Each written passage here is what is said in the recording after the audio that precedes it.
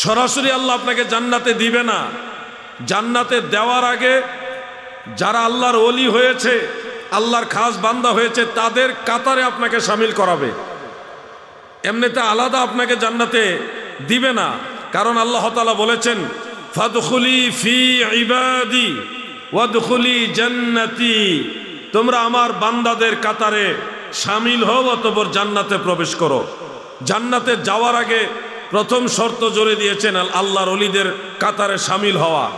যার কারণে অন্য আয়াতে আল্লাহ বলেন, ইয়া আইয়ুহাল্লাযীনা আমানুত্তাকুল্লাহা ওয়া কুনু মা'আস সাদিকিন। ঈমানদার বান্দা বান্দীরা গো,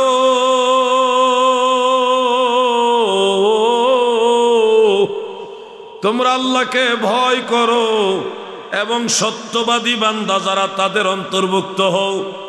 আপনাকে এমন কিছু বান্দাদের কাতারে শামিল হতে হবে যে বান্দাদেরকে আল্লাহ সত্যবাদী বলেছেন, আল্লাহর খাস বান্দা বলেছেন।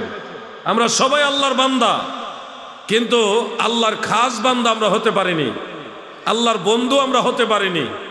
ইবলিস শয়তান যখন বলেছিল, আল্লাহ আমাকে ক্ষমতা দেন, আমি বনি আদমকে এমনভাবে প্ররোচনা দিব, ধোঁকা দিব, ওয়াসওয়াসা দিব যেন তারা জান্নাতের ঘ্রাণও না পায়।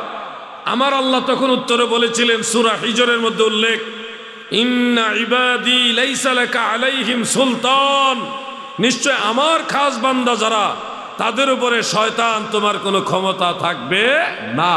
তাহলে আল্লাহর ওলি যারা, আল্লাহর খাস বান্দা যারা, তাদের ক্ষমতা এমন বেশি যে যাদেরকে শয়তান পর্যন্ত ধোঁকা দিতে পারে না।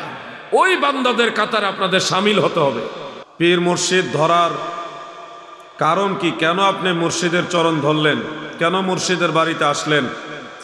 এই কারণ যদি আপনি অনুধাবন করতে না পারেন, তাহলে আপনার এই আসা যাওয়ার মূল যে টার্গেট, এটা ফিল আপ হবে না। কারণ আল্লাহ তাআলা স্পষ্ট করে দিয়েছেন কুরআনুল কারীমের মধ্যে উল্লেখ। আমার সাথে যারা পারেন তেলাওয়াত করুন। বিসমিল্লাহির রহমানির রহিম। ইয়াওমা লা ইয়ানফাউ মালু ওয়ালা বানুনা ইল্লা মান আতাল্লাহা বিকলবিন সালিম। সেদিন অর্থাৎ কিয়ামতের দিন কোনো ধন সম্পদ, সন্তান সন্ততি উপকারে আসবে না, শুধুমাত্র কালবে সালিম ব্যতীত। কালবে সালিম কিভাবে হয়? কালবে সালিম মানে আত্মা প্রশান্ত হয় কিভাবে? আল্লাহ তাআলা অন্য আয়াতে বলেন, আলা বিযিকরিল্লাহি তাতমাইন্নুল কুলুব। শুনে রেখো, নিশ্চয় আল্লাহর জিকির দ্বারা মুমিন বান্দার দিল শান্তি হয়। কিছুক্ষণ আগে মাওলানা গাজী তামিম বিল্লাল কাদেরী সাহেব যে চমৎকার রসুলে পাক সাল্লাল্লাহু আলাইহি সাল্লামের নাত শরীফ পেশ করলেন, আল্লাহ তাআলার হামদ শরীফ পেশ করলেন, এর তালে তালে কি মহব্বতে আপনারা জিকির করেছেন, এটা নিঃসন্দেহে অতুলনীয়। প্রতিটা মানুষের হৃদয় জাগ্রত হয়েছে, জিকিরে কাল্ব আন্দোলিত হয়েছে, প্রত্যেকের মধ্যে একটা আনন্দ ফিল হয়েছে। এটাই হলো আপনারা যে মুমিন তার প্রমাণ। এই হালে যদি আপনারা আরো অগ্রসর হতে পারেন, আরো উন্নত হতে পারেন, তাহলে এই দুনিয়া, কবরে, হাসরে, মিজানে, ফুলচারাতে সবগুলি ঘাট পার হয়ে মদিনাওয়ালার কদম মোবারকের কিনারে কিনারে ইনশাআল্লাহ জান্নাতে যেতে পারবেন। পীর মুর্শিদের দরবারে যাওয়া, পীর মুর্শিদের সোহবতে যাওয়ার মূল মাকসাদ হলো আত্মশুদ্ধি করা, কালকে সালিম করা, মুর্দা কাল্ব জিন্দা করা। কারণ আল্লাহ তাআলা বলেছেন, قد أفلح من تزكى وذكر اسم ربه فصلى। দুনিয়ার মানুষেরা শোনো,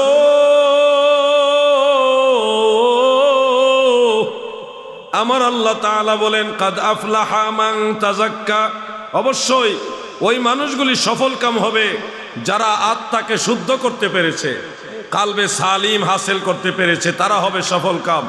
ওয়া যাকারা ইসমা রাব্বিহি, এবং রবের নামের জিকির করে। বলেন তো আমাদের রবের নাম কি? আল্লাহ। জোরে বলুন। তাহলে আল্লাহ নামের জিকির যারা করে, কিছুক্ষণ আগে তামিম বিল্লাহ সাহেব আল্লাহ আল্লাহ জিকির করছে আপনাদের সবাইকে নিয়ে, এই জিকিরের কথা আল্লাহ তাআলা বলতেছেন ওয়া যাকারা আসমা রাব্বিহি ফাসাল্লা, যারা রবের নামের জিকির করে অতঃপর নামাজ আদায় করে। তরিকতপন্থীদের মাঝে তাজকিয়ে নফস, আল্লাহর জিকির এবং নামাজ, এই তিনটা জিনিসের বেশি গুরুত্ব আছে না নাই? যুবক ভাইরা বলেন আছে না নাই? এই তিনটা জিনিসের গুরুত্ব কোরআনুল কারীম থেকে এসেছে। অন্য আয়াতে বলেছেন কাদ আফলাহা মান যাক্কাহা ওয়া কাদ খাবা মান দাসসাহা। সূরা শামসের মধ্যে উল্লেখ রয়েছে।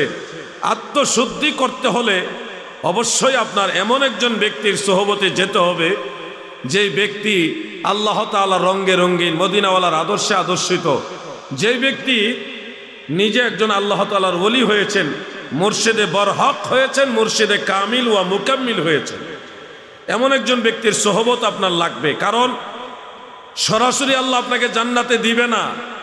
জান্নাতে দেওয়ার আগে যারা আল্লাহর ওলি হয়েছে, আল্লাহর খাস বান্দা হয়েছে, তাদের কাতারে আপনাকে শামিল করাবে।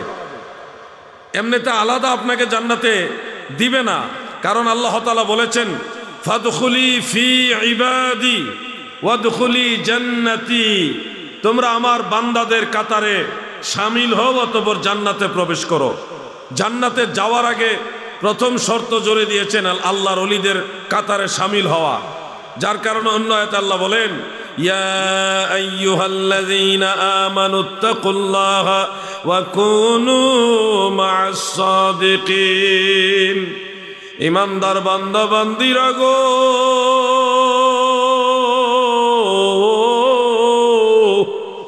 তোমরা আল্লাহকে ভয় করো এবং সত্যবাদী বান্দা যারা তাদের অন্তর্ভুক্ত হও। আপনাকে এমন কিছু বান্দাদের কাতারে শামিল হতে হবে যে বান্দাদেরকে আল্লাহ সত্যবাদী বলেছেন, আল্লাহর খাস বান্দা বলেছেন। আমরা সবাই আল্লাহর বান্দা, কিন্তু আল্লাহর খাস বান্দা আমরা হতে পারিনি, আল্লাহর বন্ধু আমরা হতে পারিনি। ইবলিস শয়তান যখন বলেছিল আল্লাহ আমাকে ক্ষমতা দেন, আমি বনি আদমকে এমনভাবে প্ররোচনা দিব, ধোঁকা দিব, ওয়াসওয়াসা দিব যেন তারা জান্নাতের ঘ্রাণও না পায়, আমার আল্লাহ তখন উত্তরে বলেছিলেন, সূরা হিজরের মধ্যে উল্লেখ, ইন্না ইবাদি লাইসা লাকা আলাইহিম সুলতান, নিশ্চয় আমার খাস বান্দা যারা তাদের উপরে শয়তান তোমার কোনো ক্ষমতা থাকবে না। তাহলে আল্লাহর ওলি যারা, আল্লাহর খাস বান্দা যারা, তাদের ক্ষমতা এমন বেশি যে যাদেরকে শয়তান পর্যন্ত ধোঁকা দিতে পারে না। ওই বান্দাদের কাতারে আপনাদের শামিল হতে হবে।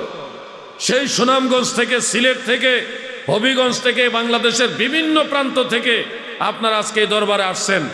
একজন আল্লাহর ওলির সোহবতে আসছেন, একজন মুর্শিদে কামিলের সোহবত নেওয়ার জন্য আসছেন। তিনার উপদেশ গ্রহণ করবেন এবং তিনার নসিহত মোতাবেক আল্লাহর আউলিয়া যারা, তাদের দলে আপনারা শামিল হবেন।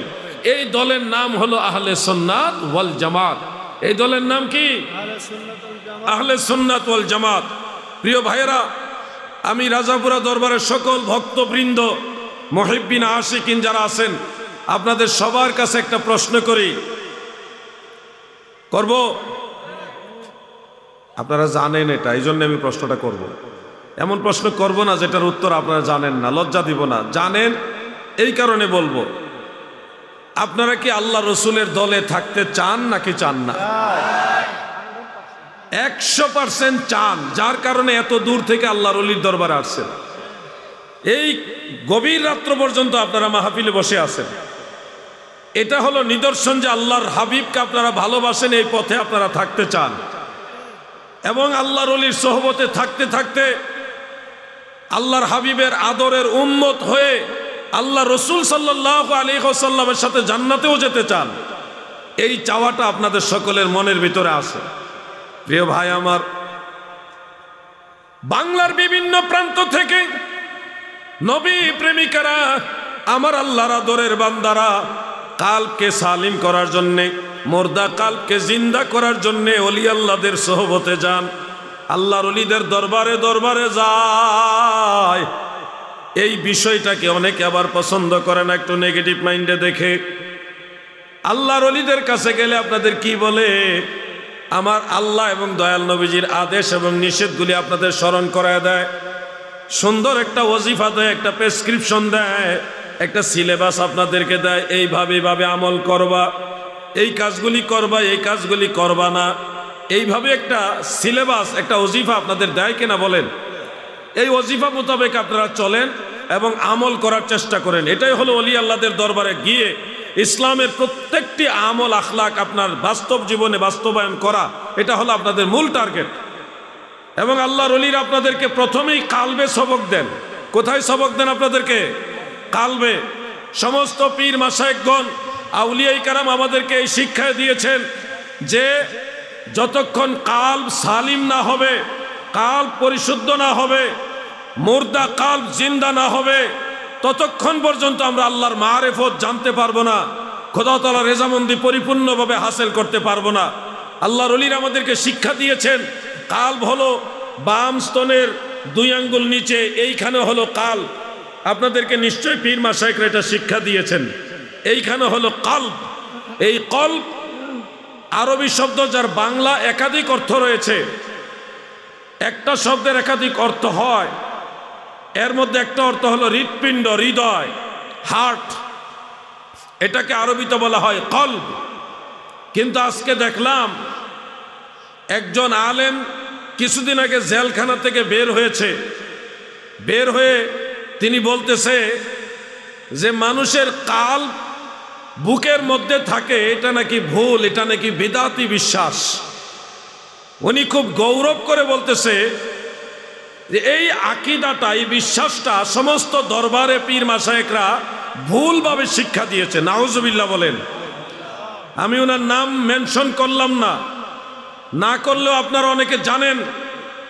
এরা ফিতনা ছড়ায় এবং কৌশলে সমস্ত আল্লাহর আউলিয়াদেরকে অপমান করে, তিনাদের সাথে গুস্তাখি করে। সে কয়েকটা যুক্তির উপরে ডিপেন্ড করে বলতেছে কাল বলে মাথার পিছনে থাকে। এই লোকটা কিছুদিন আগে জেলখানা থেকে বের হয়ে বলেছিল যে শবে বরাতের পক্ষে 15টা সহি হাদিস সে পাইছে। অথচ জেলখানায় যাওয়ার আগে সে বলেছিল যে শবে বরাতের কোনো দলিল কোনো কিতাবে নাই। আমার মনে হয় তাকে প্রতি সপ্তাহে বা মাসে মাসে জেলখানায় নিলে সে ভালো মতো লেখাপড়া করলে তারপরে কালব যে হার্ট, কালব বা হৃদয় যে সিনার ভিতরে থাকে, এটা আর একটু ভালোভাবে জানতে পারবে। আজকে আমি পরিষ্কার ভাষায় বলছি, আল্লাহর আউলিয়ারা যে শিক্ষা আমাদেরকে দিয়েছে এটা সঠিক, এটাই কোরআন সুন্নাহর শিক্ষা, এটা আল্লাহ এবং আল্লাহ রাসূলের শিক্ষা। পীর মাশায়েখগণ যা বলেছে, কালব থাকে সিনার ভিতরে, এই সদরের ভিতরে থাকে হলো কালব, এটাই সঠিক। এটাকে যারা ভুল বলবে তারা নিজেরাই ভুল। আমি গায়ের জোরে গলার জোরে বলছি না, দলিলের জোরে আজকে দেখাই দিব।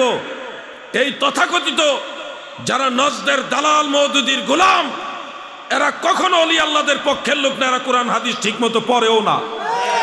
যুবক ভাইরা শোনো, তোমরা কোরআন শরীফ খোলো। মোবাইলের মধ্যে অনেকেরই মোবাইলে কোরআন শরীফের অ্যাপস আছে, যাদের সময় আছে সুযোগ আছে খোলেন। সূরা হজ আয়াত নম্বর 46, সূরা হজ আয়াত নম্বর 46 খোলেন। কালব মাথার ভিতরে থাকে নাকি সিনার ভিতরে থাকে আপনাদের এটা জানতে হবে। সূরা হজ আয়াত নম্বর 46, 46, সেখানে আয়াতটা লম্বা আয়াত। শেষে আল্লাহ তাআলা স্পষ্ট করেছেন, ওয়ালাকিন তা'মাল কুলুবুল্লাতী ফিস সুদূর। একেবারে পরিষ্কার করেছেন, ওয়ালাকিন তা'মাল কুলুবু আল্লাতী ফিস সুদূর। কালব থাকে হলো ফিস সুদূর, মানে সদর মানে সিনা, বুক, বুকের মধ্যে থাকে হলো কালব। এটা বলেছে স্বয়ং আল্লাহ। আমি জানতে চাই আল্লাহর কথা ঠিক না বেঠিক? আর আওয়াজ বলে ঠিক না বেঠিক?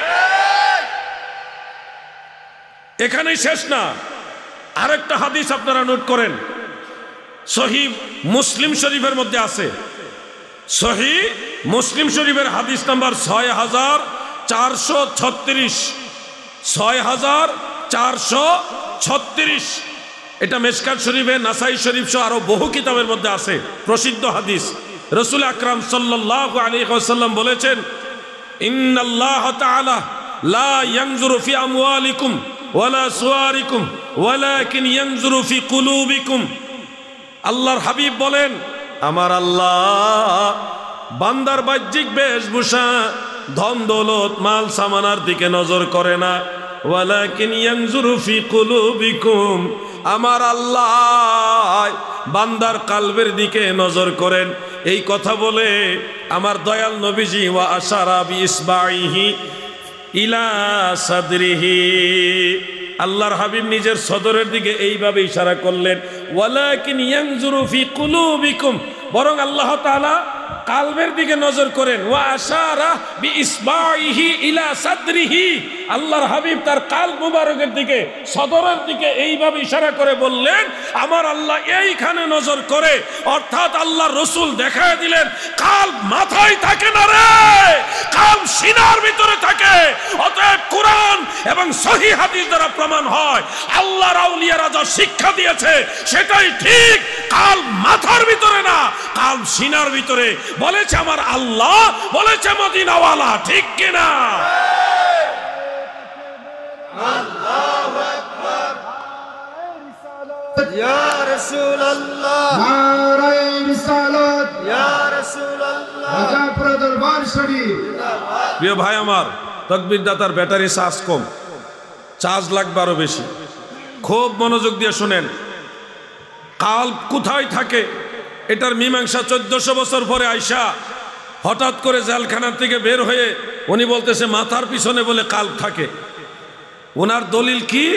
আল্লাহ তাআলা বলেছেন লাহুম কুলুবুন, তাদের কালব আছে, লা ইয়াফকাহুনা বিহা, যে কালব দ্বারা তারা অনুধাবন করে না, চিন্তা করে না। উনি ধরে নিয়েছে যে চিন্তা করার যে মেমোরি এটা তো মাথার ভিতরে থাকে, এই হিসাবে মাথার ভিতরে কালব থাকে। আরে ভাই, কালবুন মানে কলব, বড় কাফ, কলব, এই কলব শব্দের একাধিক অর্থ হয়। তো এখানে আল্লাহ তাআলা যে মন, মনন, অন্তর, ওটাকে মিন করেছেন। আর রাসূল সাল্লাল্লাহু আলাইহি ওয়াসাল্লাম যে কলবের কথা বলেছেন সেটা এখানে একটা শব্দের অর্থ অনেকগুলো হতে পারে, অনেকগুলো অর্থ একটা শব্দ থেকে বের হয়। এর মধ্যে আমরা তরিকত তাসাউফপন্থীরা যে কালবের কথা বলি, এটা মাথার পিছনের না, এটা হলো বাম স্তনের 2 আঙ্গুল নিচে যেটা হার্ট, এটার কথা বলা হয়েছে। রাসূল আকরাম সাল্লাল্লাহু আলাইহি ওয়াসাল্লাম বলেছেন, আলা ওয়া ইন্না ফিল জাসাদি মুদগাতান, অবশ্যই শুনে রাখো মানুষের শরীরের মধ্যে একটা গোশতের টুকরা আছে, ইজা সালুহাত সালুহাল জাসাদু কুল্লুহু, যখন এই গোশতের টুকরা পবিত্র হয়, সুস্থ হয়, তখন তার সারা শরীর সুস্থ থাকে। ওয়াইজা ফাসাদাত ফাসাদাল জাসাদু কুল্লুহু, যখন এই গোশতের টুকরাটা অসুস্থ হয়, অপবিত্র হয়, তখন তার সারা শরীর অসুস্থ হয়, অপবিত্র হয়। আলা ওয়াহিয়াল কলব, আল্লাহ রাসূল বলেছে তোমরা শুনে রাখো, সেটা হলো কালব। রাসূল সাল্লাল্লাহু আলাইহি ওয়াসাল্লাম যেই কলবের কথা বলেছেন, এই কলব মাথার কলবের কথা বলেনি ভাই, এটা ওই বাম স্তনের 2 আঙ্গুল নিচে যে কলব রয়েছে, হৃৎপিণ্ড, হার্ট রয়েছে, এটার কথা আল্লাহ রাসূল বলেছেন, যা সহিহ মুসলিম উল্লেখ। ওয়া আশারা বিইসবাইহি ইলা সাদরিহি, আল্লাহর হাবিব তার আঙ্গুল মুবারককে সদরের দিকে ইশারা করে দেখিয়েছেন এইখানে কালব থাকে। এখন যুক্তি দিয়া পীর আউলিয়াদেরকে মিথ্যা প্রমাণ করে দিতে চায় এই ধরনের মূর্খরা। আমি আজকে ফেসবুকে দেখলাম এই বক্তব্যটা ব্যাপকভাবে ছড়াছড়ি চলতেছে। অনেক আলেমরা পর্যন্ত ঠিকই তো, কমেন্টসের মধ্যে দেখি অনেক আলেমরা পর্যন্ত চিন্তা করে গেছে। পরে আমি বললাম এই লোকটা কত নম্বরে জাহেল, একেবারেই লেখাপড়া নাই, আবার নাকি হাফেজ কোরআন, অথচ কোরআন বুঝে না, কোরআনের আয়াত বুঝে না, আরো অনেক দলিল আছে। আমি তো জাস্ট কয়েকটা দলিল দিলাম মাত্র। অতএব কালব সিনার ভিতরে থাকে, এটা বলেছে আমার আল্লাহ, এটা বলেছে মদিনাওয়ালা, এটা বলেছে সমস্ত আউলিয়ায়ে কেরাম। আমরা সেই পথেই থাকবো। নতুন যত ফিতনা আছে এগুলি থেকে নিজেরা বিরত থাকবো ইনশাআল্লাহ। বলেন, জোরে বলেন ইনশাআল্লাহ। প্রিয় ভাই আমার, এই কালবকে সালিম করার জন্যই আল্লাহর ওলিদের দরবারে জিকির হয়। তামিম বিল্লাহ সাহেব যখন জিকির করে তখন আপনাদের কেমন লাগছে? এই শিক্ষাটা আপনারা অর্জন করতেছেন, করতে থাকবেন। এমনি তো অনেক রকমের ফিতনা থাকবে, অনেক নতুন নতুন কথা থাকবে। আমার পক্ষ থেকে অনুরোধ রইল, আপনারা এই নতুন নতুন ফিতনার দিকে মুভ করবেন না, তাদের কথায় কর্ণপাত করবেন না, বরং পীর মুর্শেদ আউলিয়ায়ে কেরাম, সুন্নি জামাতের উলামায়ে কেরাম যেইভাবে আপনাদেরকে দিক নির্দেশনা দিবে আপনারা ওইভাবেই চলবেন। ওইটাই সিরাতুল মুস্তাকিম। আজকের দিনে যারা বলতেছে পীর মুরিদি লাগবে না, তাদের দলের জন্ম হয়েছে আজ থেকে 97 বছর আগে। আজকের দিনে যারা বলছে পীর মুরিদি লাগবে না, তাদের দলের জন্ম হয়েছে আজ থেকে বেশি হলে 135 বছর আগে, আর একটু বেশি ধরলে 140 বছর আগে। অর্থাৎ যারা পীর মুরিদির বিরোধিতা করতেছেন, ওনারা আজ থেকে 150 বছর আগে এই জমিনে ছিলই না। বলেন তো 150 বছর আগেও পীর মুরিদি ছিল কিনা? জোরে বলেন। তাহলে পীর মুরিদি পুরাতন, যারা বিরোধিতা করে তারা নতুন। যেটা নতুন ওইটাই তো প্রত্যাখ্যাত, যেটা পুরাতন সেটাই গ্রহণযোগ্য। কারণ পীর মুরিদি নতুন এটা আসেনি। আপনি দেখেন হুজুর গাউসে পাকের জামানায় পীর মুরিদি ছিল, খাজা গরিবে নওয়াজের জামানায় বাহাউদ্দিন নকশবন্দ আল বুখারী, মুজাদ্দিদ আল ফিসানি আল ফারুকি, তিনাদের জামানায় পীর মুরিদি ছিল। এর আগেও পীর মুরিদি ছিল। ইমাম আহমদ বিন হাম্বল রাহমাতুল্লাহ আলাইহি তিনিও শায়েখের কাছে বায়াত গ্রহণ করেছেন। ইমাম আজম আবু হানিফা রাহমাতুল্লাহ আলাইহি তিনিও শায়েখের কাছে বায়াত গ্রহণ করেছেন। এমনকি ইমাম মালিক রাহমাতুল্লাহ আলাইহি তাসাউফের ব্যাপারে কঠিন বক্তব্য দিয়েছেন, তাসাউফের পক্ষে। তার মানে বোঝা যাচ্ছে এই বায়াত হওয়া বা ইলমে তাসাউফের যে বিষয়টা, এটা অনেক পুরাতন। হযরত বাইজিদ বুস্তামি রাহমাতুল্লাহ আলাইহি তিনিও তাসাউফপন্থী লোক ছিলেন। যদিও আমাদের এই জামানায় কিছু লামাযহাবী তথাকথিত শায়ক বের হয়েছে, যারা বাইজিদ বুস্তামি রাহমাতুল্লাহ আলাইহিকে মানতে নারাজ। ওনারা বলে বাইজিদ বুস্তামি কোনো ওলি ছিল না, উনি একজন কাল্পনিক লোক ছিল, অথবা অনেক সময় বলে ওটা মুশরিক ছিল। নাউজুবিল্লাহ বলেন। বাইজিদ বুস্তামি রাহমাতুল্লাহ আলাইহি নিঃসন্দেহে আল্লাহর একজন ওলি ছিলেন। ওনার আসল নাম সম্পর্কে হাফিজুল হাদিস ইমাম শামসুদ্দিন জাহাবি রাহমাতুল্লাহ আলাইহি সিয়ারু আলামিন নুবালার মধ্যে উল্লেখ করেছেন। ইমাম ইবনু হাজার আসকালানি রাহমাতুল্লাহ আলাইহি লিসানুল মিজানের মধ্যে উল্লেখ করেছেন। ওনার আসল নাম হলো তাইফুর, ওনার পিতার নাম হলো ঈসা, মূল নামটা হলো তাইফুর ইবনে ঈসা। ওনার কুনিয়াত উপনাম হলো আবু ইয়াজিদ। আবু ইয়াজিদ যেমন আবু হানিফা, আবু হানিফা আমরা বলি না, ওনার ডাক নাম ছিল আবু ইয়াজিদ। মানুষ আবু ইয়াজিদ আবু ইয়াজিদ ডাকতে ডাকতে নামটাকে শর্টকাট করে ফেলেছে বাইজিদ বাইজিদ। মূলত ছিল আবু ইয়াজিদ, আবু ইয়াজিদ সংক্ষেপ হইতে হইতে হয়ে গেছে বাইজিদ। যদি কারো নাম ফয়সল থাকে তখন ডাকতে ডাকতে অনেকে বলে ফসু। ওই ফয়সল যেমনিভাবে ডাকতে ডাকতে অনেক সময় আদরের ডাক ফসু হয়ে যায়, আবু ইয়াজিদ ডাকতে ডাকতে মানুষ ওনাকে বাইজিদ বলা শুরু করলেন। ওনার বসবাসস্থল মূল বাড়ি হলো বিস্তামে, অর্থাৎ আমাদের ভাষায় হলো বুস্তামে, এটা ইরানে পড়েছে। তো আবু ইয়াজিদ ইয়ানি বাইজিদ বুস্তামি আও বিস্তামি রহমতুল্লাহ আলাইহি সম্পর্কে ইমাম জাহাবি রহমতুল্লাহ আলাইহি লিখেছেন, ওয়াহুয়া সুলতানুল আরিফিন, আরিফ বিল্লাহ, যারা আল্লাহ সম্পর্কে জ্ঞান রাখে, গভীর জ্ঞান রাখে, আল্লাহর মারিফত সম্পর্কে যারা জানে, ওই সমস্ত আউলিয়াদের সুলতান বাদশাহ হলেন হযরতে বাইজিদ বুস্তামি। সুবহানাল্লাহ বলেন, সুবহানাল্লাহ বলেন। ইমাম ইবনু হাজার আসকালানি রাহমাতুল্লাহ আলাইহি লিসানুল মিজানের মধ্যে লিখেছেন, ওয়া হুয়া আহাদুম মিনাজ যুহাদ, যারা দুনিয়া বিমুখ আল্লাহমুখী, যারা আল্লাহর ওলি ছিল গো, বাইজিদ বুস্তামি রহমাতুল্লাহ আলাইহি তিনি তাদের মধ্যে একজন আল্লাহর ওলি ছিলেন। যুগের বিখ্যাত হাফিজুল হাদিস এবং মুস্তাহিদ তবকার বড় বড় ইমামরা বাইজিদ বুস্তামিকে চিনে, ওনাকে আল্লাহর ওলি হিসেবে জানে। কিতাবের মধ্যে ওনাকে সুলতানুল আরিফিন বলে। আর সলিমউদ্দিনের ফুলা কলিমউদ্দিন, বাপ দাদার নাম নাই, সান মোল্লার বিয়াই, মাথার মধ্যে ঘুমটা একটা দিয়া কয় বাইজিদ বুস্তামি একজন কাল্পনিক লোক, উনি একজন মুশরিক ছিলেন, নাউজুবিল্লাহ। বিভিন্ন ধরনের কটু মন্তব্য করে। আসলে এরা ওলি আল্লাহর দুশমন, এরা নবীজিরও দুশমন, এরা আমার আল্লাহর দুশমন। প্রিয় ভাইয়েরা আমার, আপনাদের খেদমতে বলবো, যারা পীর মুরিদির বিরোধিতা করতেছে তারা নতুন এসেছে, কিন্তু পীর মাশায়েখরা অনেক আগের, অনেক পুরাতন। রেসালায়ে কুশাইরিয়া নামক একটা কিতাব আছে, ইমাম আবুল কাসেম কুশাইরি রহমাতুল্লাহ আলাইহি তিনি সেখানে সনদ সহকারে বহু আউলিয়া কেরামের আকওয়াল বাণী সেখানে কোট করেছেন, নকল করেছেন, উল্লেখ করেছেন। সেখান থেকে আমরা দেখি অনেক বড় বড় আল্লাহর আউলিয়ারা বলেছেন, মান লাইসা লাহু শাইখুন ফাশাইখুহু আশ-শাইতান, যার শায়েখ নাই, যার মুর্শিদ নাই, তার মুর্শিদ শেষ পর্যন্ত হয় শয়তান। কারণ তাকে শয়তান ধোঁকা দিয়া দিয়া তাকে গুমরা বানাইয়া জাহান্নামের পথে নিয়ে ছাড়ে। ঠিক কিনা বলেন? শয়তান মানুষের প্রকাশ্য শত্রু, শয়তান মানুষের প্রকাশ্য শত্রু। এই শয়তানের ধোঁকা থেকে বাঁচার জন্য কামেল মুকাম্মেল আল্লাহর ওলির সোহবত লাগবে। রক্ষা কর মোরে শত্রু হস্ত হতে, পদ খঞ্জ কর পাপ পথে যেতে, শক্তি দিও যেতে মক্কা মদিনাতে, নিজ গুণে ক্ষমদাসে হে এলাহি। আমার আল্লাহর কাছে এটাই দোয়া করতেছে, আল্লাহ শত্রুর হাত থেকে আমাদেরকে বাঁচাও। আমাদের সবচেয়ে বড় শত্রু হলো শয়তান। কি বলেন আপনারা? শয়তান কি আপনাদের ছোট শত্রু না বড় শত্রু? সবচেয়ে বড় শত্রু হলো শয়তান।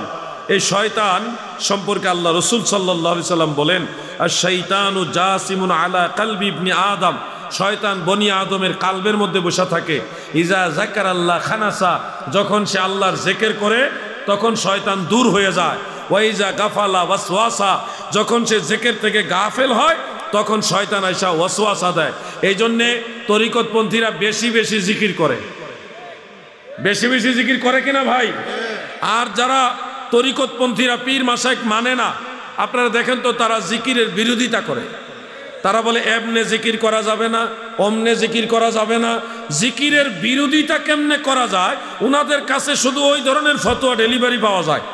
আর সুন্নি তরিকতপন্থীরা লা ইলাহা ইল্লাল্লাহ জিকিরও আছে, আল্লাহ জিকিরও আছে, নফি ইসবাতের জিকিরের আংশিক জিকির হিসেবে ইল্লাল্লাহ জিকিরও আছে, ইয়া আল্লাহ ইয়া রহমান ইয়া রহিম ইয়া করিম ইয়া সত্তার ইয়া জব্বারু ওই জিকিরের মধ্যে আছে।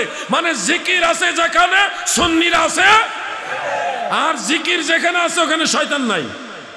জিকির যেখানে আছে ওখানে কি শয়তান নাই। যেখানে জিকির নাই ওইখানেই শয়তান, যেখানে জিকির নাই ওখানে কে? শয়তান। এজন্য আমাদের সবচেয়ে বড় শত্রু শয়তানকে তাড়িয়ে দেওয়ার সবচেয়ে বড় অস্ত্র হলো আল্লাহর জিকির। আসেন আর একটু জিকির করে, লা ইলাহা ইল্লাল্লাহ, জোরে লা ইলাহা ইল্লাল্লাহ, লা ইলাহা ইল্লাল্লাহ, লা ইলাহা ইল্লাল্লাহ, লা ইলাহা ইল্লাল্লাহ, হাসবি রাব্বি জাল্লাল্লাহ মা ফি কলবি। আহা, পরনূর মুহাম্মদ সাল্লাল্লাহ, লা ইলাহা ইল্লাল্লাহ, হক লা ইলাহা ইল্লাল্লাহ, লা ইলাহা ইল্লাল্লাহু মুহাম্মাদুর রাসূলুল্লাহ সাল্লাল্লাহু আলাইহি ওয়াসাল্লাম। আমি আপনাদের খেদমতে একটা অনুরোধ রাখছি, বায়াত, পীর মুরিদি এবং ওসিলা ধরা এই বিষয়ে এই বইটা আমি লিখেছি। আমি আলাউদ্দিন জিহাদি আজকে বেঁচে আছি, কালকে নাও থাকতে পারি, কিন্তু পীর মুরিদি বায়াতের পক্ষে আপনাদের দলিল সবসময় লাগবে, আপনাদের সন্তানদেরও লাগবে। এই জন্যে আমি ওয়াজ নসিহতের পাশাপাশি কলম দিয়ে খেদমত করি।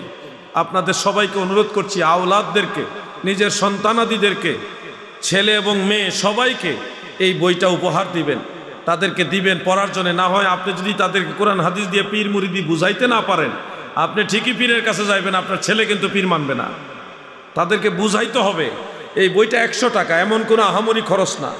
100 টাকা খরচ করে বইটা নিয়ে যাবেন। আরও কয়েকটা বই আছে, রসুল সাল্লাল্লাহু আলাইহি ওয়াসাল্লাম নূরের তৈরি, নূরে মুজাসসাম, এই ব্যাপারে আমাদের অনেকেরই দলিল জানা নাই।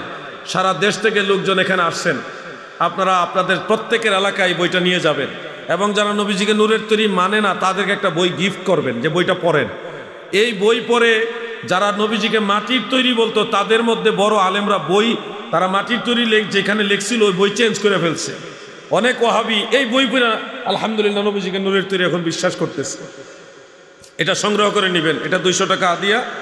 এছাড়াও নবীজির, প্রিয় নবীজির সালাত, একটা নামাজের বই, আজান, একামত, ওযু, গোসল, নামাজ, নামাজের প্রত্যেকটা মাসআলার দলিল এবং লা মাযহাবীদের খণ্ডন।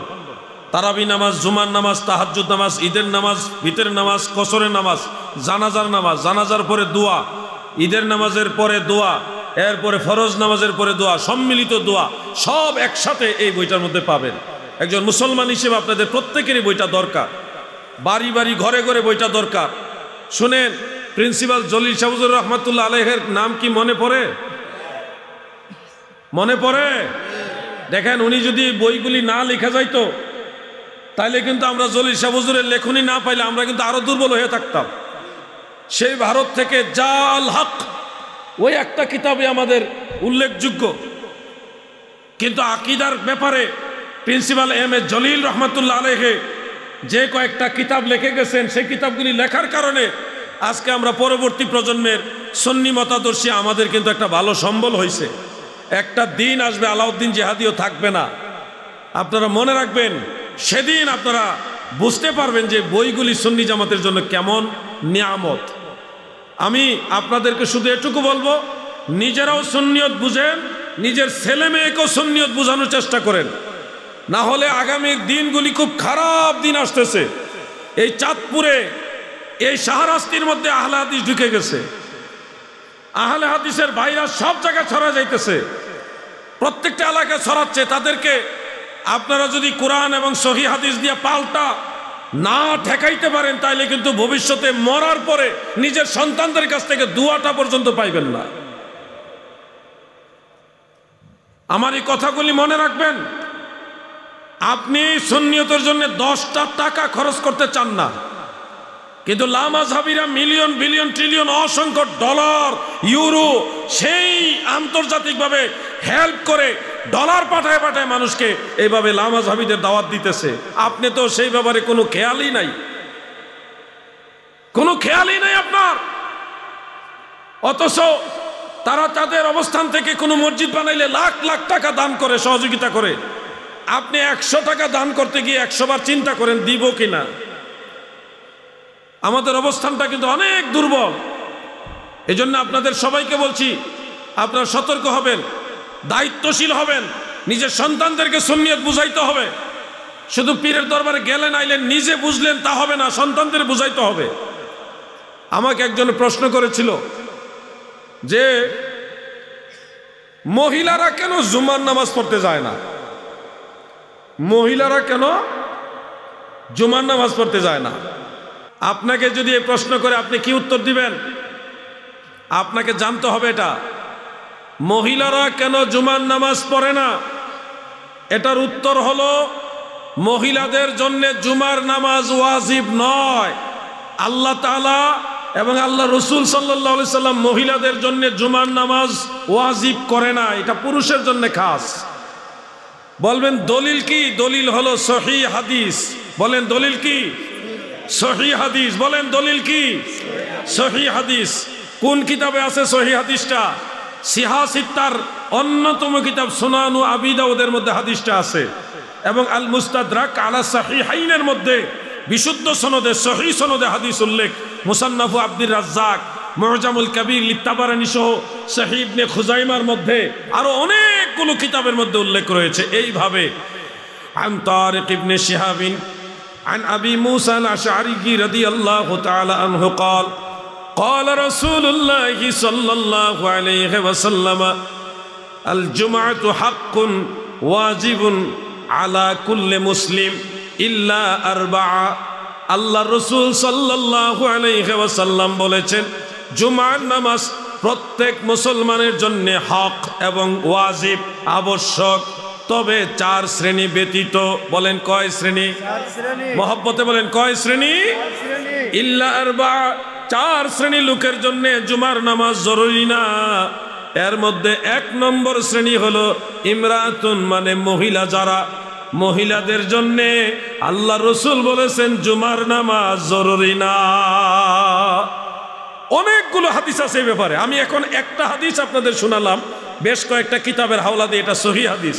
এটা ছাড়াও আরো বেশ অনেকগুলো হাদিস আছে, ওগুলি শুনাইতে হলে আপনাদেরকে ক্লাস করাতে হবে। আমাকে কমপক্ষে আধা ঘন্টা আমি যদি প্রত্যেকটা হাদিস একটার পর একটা আপনাদেরকে ক্লাস করাইতে পারি, তখন পুরোপুরি আপনারা বিষয়টা বুঝতে পারবেন যে জুমার নামাজ মহিলাদের জন্য জরুরি করা হয় নাই। এই জন্য হানাফি মাযহাবে হেদায়ার শরাফাতুল কাদিরে জাওহারাতুন নাইয়ারার মধ্যে অন্যান্য ফিকহের কিতাবের মধ্যে বলা হয়েছে যে জুমার নামাজ মহিলাদের জন্য ওয়াজিব না, ওনারা যোহরের নামাজ আদায় করবে। কোন নামাজ? যোহরের নামাজ। এটা ওনাদের জন্য আল্লাহ তাআলা রুখসত দিয়েছেন, আল্লাহ তাআলা ওনাদেরকে ছাড় দিয়েছেন। তা আল্লাহ যেটা খুশি হয়ে ছাড় দিয়েছেন, আল্লাহ রসুল যেটা ছাড় দিয়েছেন, সেটা নিয়ে বাড়াবাড়ি যারা করবে তারা তো কখনোই মঞ্জিলে মাকসুদে পৌঁছতে পারবে না। হ্যাঁ, একটা মাসালা হলো কোনো সময়ে ঘটনাক্রমে প্রেক্ষাপটের আলোকে যদি মহিলারা জুমার নামাজে শরিক হওয়ার সুযোগ পাওয়া যায় এবং পিছন থেকে জুমার নামাজ আদায় করে ফেলে, তাহলে তাদেরকে আর জোহরের নামাজ আদায় করতে হবে না। এটা হলো ওই সময়ের জন্য মাসআলা। নরমালি ওনারা জুমার নামাজকে উদ্দেশ্য করে মসজিদে যাওয়ার কোনো দরকার নাই। তাহলে দেখেন, ছোট্ট করে মাসালাটা আলোচনা করলাম, এখানে আরো অনেক দলিল আদিল্লার ব্যাপার আছে। আপনারা এগুলি একটা করে জানতে হবে। এগুলি না জানলে কি হবে? আলাউদ্দিন জিহাদিরে বকতেন পারবেন, হ্যাঁ, এগুলি এত লাগতো না, বকতেন পারবেন। দেখবেন 5 থেকে 10 বছর পরে আপনার ছেলে আপনার কথা শুনবে না। আমরা আগের থেকে আপনাদেরকে অ্যালার্ট করতেছি, আগের থেকে সতর্ক করতেছি। এক বাউল মৌলভী দয়াল নবীজি সাল্লাল্লাহু আলাইহি সাল্লামকে তুই শব্দটি ব্যবহার করেছেন। তো এই প্রশ্নটা উত্তর আমি জানি, কিন্তু আমি উত্তর দিব না। আমি উত্তর দিতে দিতে তারা মনে করে আমি শত্রুতা করি, সবাই খালি আমার প্রতি একটু হিংসা করে, আমি নাকি হিংসা করি, আমি নাকি মানে তাদের খারাপ নজরে দেখি। এজন্য আমি নিয়ত করছি, এখন থেকে কোনো সুন্নি আলেম যদি কুফরিও করে আমি এটা শুনবো না, এমনকি ওয়াহাবিরা যদি কোনো সুন্নি আলেমরে পাকড়াও করে আমি এটার জবাবও দিতে যাব না।